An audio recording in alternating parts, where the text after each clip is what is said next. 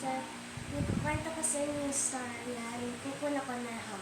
Isang araw, mayroong kuneho na pangalan na si Kuko. Siya ay makulat at hindi palagi pupunta sa mga klase niya.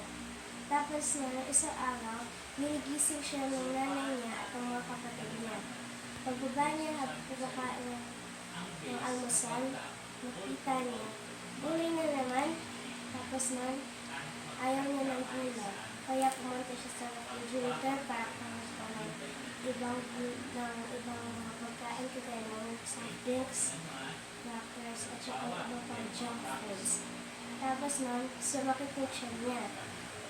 Namisigaw siya ng tulong sa ina niya.